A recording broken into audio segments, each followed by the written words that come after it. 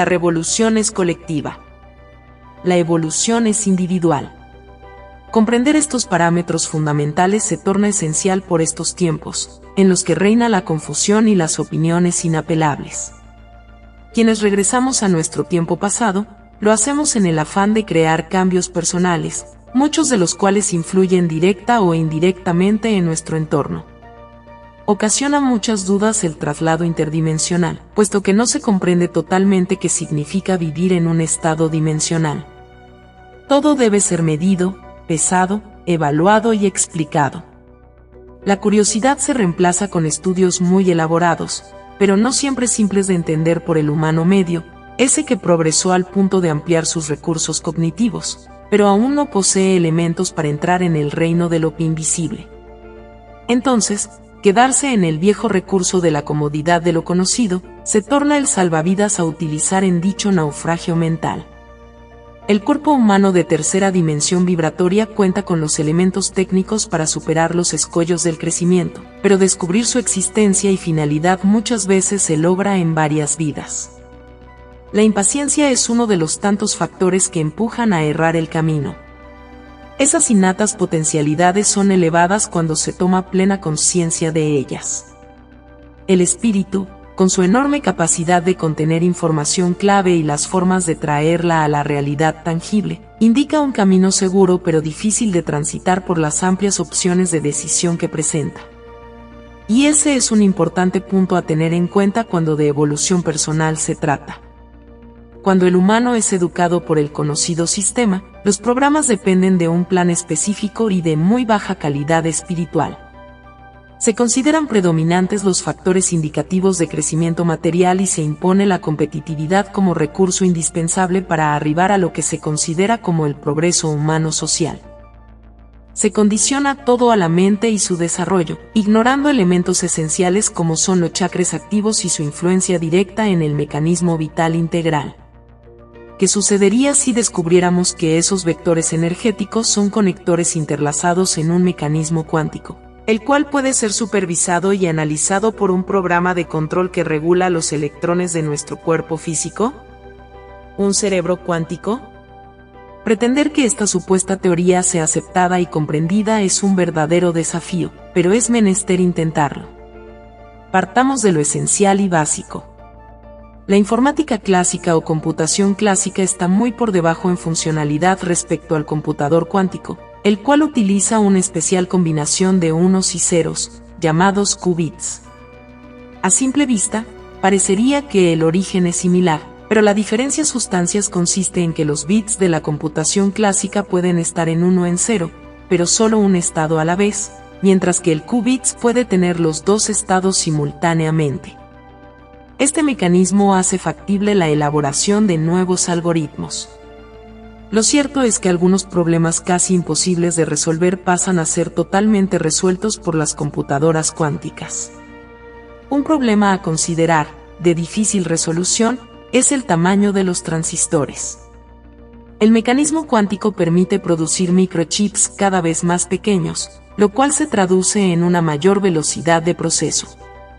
El problema es que no se pueden hacer los chips infinitamente pequeños, ya que hay un límite tras el cual dejan de funcionar correctamente. Cuando se llega a la escala de nanómetros, los electrones escapan de los canales por donde deben circular. A esto se le denomina efecto túnel. Una partícula clásica, si se encuentra con un obstáculo, no puede atravesarlo y rebota. Pero con los electrones, que son partículas cuánticas y se comportan como ondas, existe la posibilidad de que una parte de ellos pueda atravesar las paredes si son lo suficientemente delgadas. De esta manera la señal puede pasar por canales donde no debería circular. Por ello, el chip deja de funcionar correctamente. Si un cuerpo clonal es controlado por un sistema cuántico, sus electrones pueden comportarse como ondas, lo que significa la posibilidad real de un ser con rasgos humanos atravesando una pared. Es importante aclarar que dichos electrones en función clonal son mucho más grandes en tamaño y su funcionalidad es profundamente más efectiva. ¿Y qué sucede si en lugar de ceros y unos, incrementamos el valor de los qubits de 0 a 9? Aunque suene a fantasía pura, Dicho mecanismo permite la creación libre y sin límites en quinta dimensión vibratoria. El infinito de posibilidades está al alcance de las manos. Lo antedicho es una puerta abierta al conocimiento trascendental, pero quien esto escucha comprenderá que aún los tiempos tridimensionales no permiten una amplia aceptación en cuanto a fina comprensión. Sigamos. En la computación digital, un bit puede tomar solo uno de dos valores, 0 o 1. En cambio, en la computación cuántica, puede ser 0, 1 y puede ser 1 y 0 a la vez. Se trata de dos estados ortogonales de una partícula subatómica. Eso permite que se puedan realizar varias operaciones a la vez, según el número de qubits entrelazados. Ortogonal es un adjetivo que se emplea para nombrar a aquello que se encuentra en un ángulo de nonagésimo. Se trata de una noción que, en el caso de los espacios euclídeos, es equivalente al concepto de perpendicularidad. El número de qubits indica la cantidad de bits que pueden estar en superposición.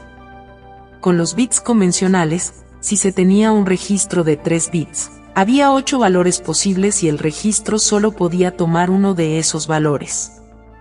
En cambio, si se tiene un vector de 3 qubits, la partícula puede tomar 8 valores distintos a la vez gracias a la superposición cuántica. Así, un vector de 3 qubits permitiría un total de 8 operaciones paralelas. Como cabe esperar, el número de operaciones es exponencial con respecto al número de qubits.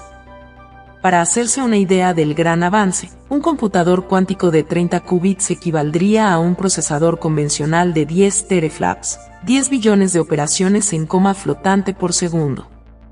Actualmente, la supercomputadora convencional SAMI tiene la capacidad de procesar 200 petaflops, 200.000 millones de operaciones por segundo. Teraflops es un término que se utiliza en informática para medir la potencia de cálculo de una CPU o GPU. La palabra teraflops se forma con el prefijo tera, que significa billón europeo o trillón americano, y el acrónimo FLOPS, Floating Point Operations per Second, que significa operaciones de coma flotante por segundo.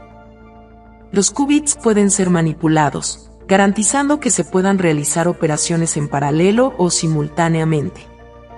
A este principio se le conoce como paralelismo cuántico. Este permite que la capacidad de realizar operaciones en paralelo crezca de manera exponencial en relación con el número de qubits con los que puede operar el computador.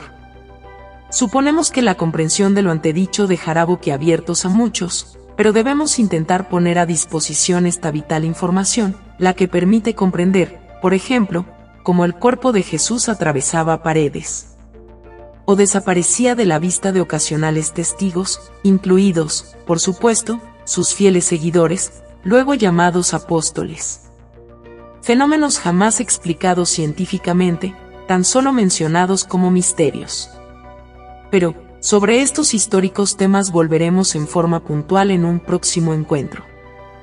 Va mi saludo en la luz del conocimiento.